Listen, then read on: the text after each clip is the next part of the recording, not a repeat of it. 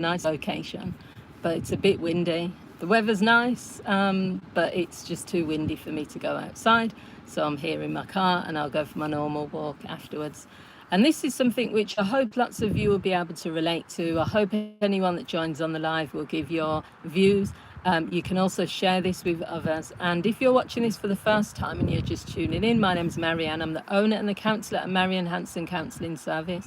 So I've been a counsellor for 16 years. I work with individuals and couples. I specialise in the areas of relationships, low self-esteem, depression, stress, and what else? Yeah, relationships, low self-esteem, stress, and I also have worked at Women's Aid in domestic violence, so that's one of my specialist areas as well.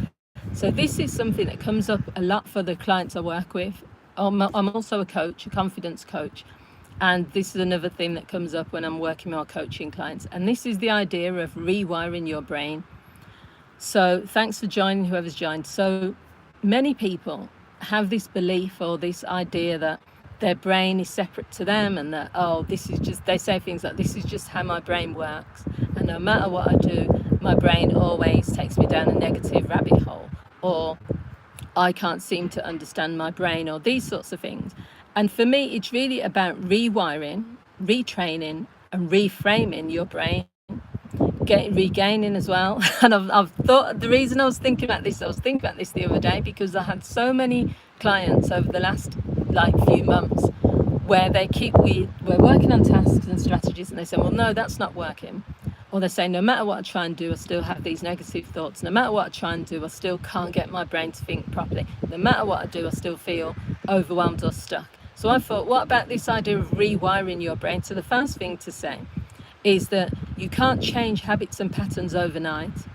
It's going to take willpower, it's going to take determination. If you've been feeding your brain negative flowers, if you like, or planting negative seeds in your brain, then that's what it thinks it wants. This part. Now, I know there's loads of people on YouTube. I'm not an expert in brain health or whatever it is.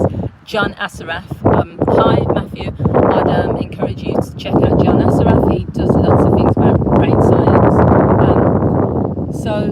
But for me, these are things that I've learned either through myself or through reading about it.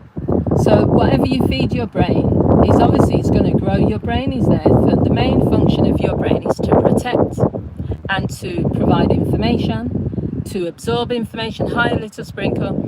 So if you keep feeding your brain negative thoughts like, I'm not good enough, or I don't know what to do in these situations, I don't have resilience, I'm no good at this, or I'm no good at that, your brain automatically thinks that that's what you want, so it will find evidence for it. Not only will it find evidence, it will think this is how you want to live, and it will give you more and more thoughts of the similar thoughts. If you think about it, you're in control of your brain. So imagine the first part is to reframe.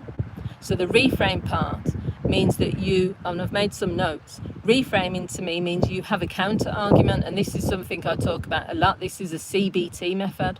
A counter argument means when your brain says, I'm not good enough, or here we go again, I'm going to get dumped from this relationship, or I'm going to quit lose my job because they're going to think this about me. All these negative thoughts that people tend to have a counter argument. That's what reframing is. So reframe could be, I've used this with some of my clients, when they're having imposter syndrome or they're having doubts about their job, we'll reframe. We'll say, okay, what are some of the current things? Hi, I'm Nee3489. What are some of the current things that are going good in your job? Or reframe might be, your job's going, if you were that bad at your job, your manager would have called you into the office and fired you. We'll say things like, I'll say to my clients, what evidence is there to say that you're no good at your job? And especially for people who have gone through probation period and they're still there. Hi, I'm Scovey and Baggett. So it's all about reframing in a situation where you're thinking, okay, I'm not good enough. What could you might not be at the point where you say, I'm fantastic, I'm beautiful, but you could, a reframe might be just a slight change to what you're saying. So instead of, I'm not good enough, it might be, hi Billy, I feel I'm good enough at this point in my life. There's other things I want to work on. I'm not where I want to be in my life, but I'm good enough for where I am. Or I'm doing my best is another reframe. So all reframing is having a counter argument or using different statements from the negative ones. So the next thing to think about is the reframing. No, sorry, we've done reframing. Retraining. So it's similar to rewiring. So, thanks, Billy. So this is so powerful. I live my life really through trying to do personal development stuff, and that's nothing to do with being a counsellor. That is what I've done my whole life. From the age of 18, since I kind of became an adult, I said to myself, I want to build resilience, I want to build mental strength, I want to be optimistic, I don't want to be like everyone else. If lots of people are negative, I don't want to just follow that pattern. So it takes time. It's a muscle you have to use. So when we talk about retraining, my brain now would never say you're ugly, you're stupid, you're worthless. It's just if I thanks woo woo, if I had negative thoughts towards myself, my brain would think, what's going on here? Because I've trained my brain in a particular way, and that is I've trained my brain to be resilient, but I've also trained my brain to come up with solutions to every problem that I have. So whenever I'm struggling with something, and just because I'm a counsellor, I struggle with things. Financially, there's been times where I've had a bad week where I've not had as many contracts because it's summertime, you don't have as much work. You know, I haven't sat there and thought, oh, how am I going to pay my bills? I haven't sat there and thought, oh, maybe I should have a third, fifth, fourth job. None of that stuff, because I've got belief in myself, but also I'll always come up with resources, and that's because I've trained my brain to be like that. Similarly, if something goes wrong, my brain can always come up with 3 or 4 different solutions. And that's what you need to do. You need to train your brain to be able to work with you. And this comes on to the third thing, which is regain control, and stop thinking your brain controls you, because then it's disempowering. If you're walking around thinking, I've got no control over what my brain does. Oh, I can't control my thoughts. Well, you can't control them. When they're there, you have to deal with the thoughts that are there. You can't, random thoughts will come into your head. But regain means that you start to say, hi, Grey Wolf. Oh, thank you, appreciate that. You have to say to yourself, I'm going to regain control of my brain. People are walking around, and you know, there are tough things that are happening in the world. There are tough things that are going to happen in your life. You know, there are going to be things that are out of your control. There are going to be things that really bring you down. We've all been probably through a relationship breakup. We've all been through a bereavement. We've all probably been through redundancy. I've been through all of those things and more. We're all going to go through things in life. So what we do is we regain control of our brain by saying, you know, I'm going to change. I can't change this situation, but these are the things I can do. So you're building muscle, you're building strength. And also with the reframing, I forgot to mention, is about seeing things from a different perspective so that it benefits you. So if sometimes when you have a thought and it's bringing you down, what you need to be able to say is this thought helping me or hindering me? Is this what's the purpose of this thought? And when you ask yourself that, sometimes it will allow the thought to disappear, because you're going to say to yourself, if I sit here all day and I'm worrying about this particular thing, if I sit here all day and I'm beating myself up because I'm having regrets about a relationship, or I'm having regrets about, you know, moving house or whatever it is, oh, I shouldn't have spent that, I shouldn't have done that. Is that helping you or is that hindering you? And so that's where the reframe comes in. The reframing would be where you say, no matter what I do in my life, I did the best I could do with the information I had.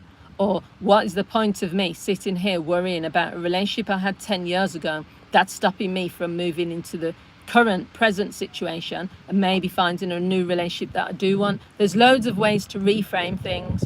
So what I've said is that we can all act, think and behave differently. So no, we can all feel, think and yes, so it's thinking, feeling and acting. We can, but we just don't all believe that. And when you're in a really tough situation in life, sometimes you just don't believe you have the power. You don't believe you don't have the confidence, you don't have the belief. And we've all been there. And this is not, I've been there. I've been in situations where I've not had as much confidence in myself. Then I've had to dig deep and find the confidence. Then I've had to find evidence. I've had to say, okay, well, how did you get this far? Or how did you do this thing before? You know, we've all been there where we thought, might as well give up, you know. rents are going up, I've got no money for most things, I don't have enough time, this job is taking everything out of me, my relationship isn't working. We've probably all been in situations where we've wanted to give up, and that's where this rewiring your brain really comes in. And all I say to people is, if you spend putting certain habits into your life, so for me, personal development is a lifestyle, same as like meditation and relaxation, getting rid of stress, reducing stress in my life, healthy eating as much as possible, not all the time. I love my McDonald's, McFlurries, I love my going out having burgers, I love certain things, but in moderation. And it's the same as with your brain. You have to work it the same way you go to the gym. You still have to work on your brain. And trust me, there's loads of information out there, but I would say if you work on these, getting rid of negative thoughts, building more optimistic and positive attitude towards life and towards yourself, working on, reframing when things are going wrong, just putting them into perspective, and not sort of feeling like, okay, because this one thing has happened, then that means, I should just quit on everything. It will change your life, because you will just have a resilient, a more positive and a more empowering way of looking at things, and you will own things that happen. But it's just, I can't even describe it in words, because there's no words to describe it. You have to feel it. When you're walking around and you just have this thing where you're in like, you're energized, you're really, anything that comes along, you can handle it. You know that you've got inner resources. You have inner strength. That you have resilience. It doesn't mean that nothing bothers you, and I'm not trying to say that, because that's impossible. It doesn't mean that the inevitable things that happen, you just skip past them. You just have a breakup and then you're fine the next day. No, that's not life, and I'm not going to say that as a counsellor and lie to you, but it just means you build enough brain power so that you can deal with things in a different way.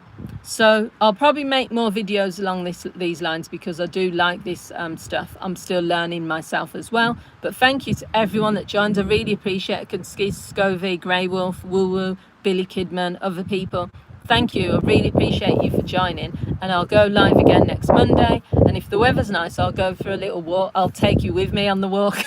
But when it's windy, because I've made live streams before outdoors, and it's just not worth it when you can't hear the sound quality is more important than anything. So that's why, like, I'm sat here. I will still do my walk afterwards. Thanks to everyone. Enjoy the rest of your week, and I'll see you soon. Have a great day.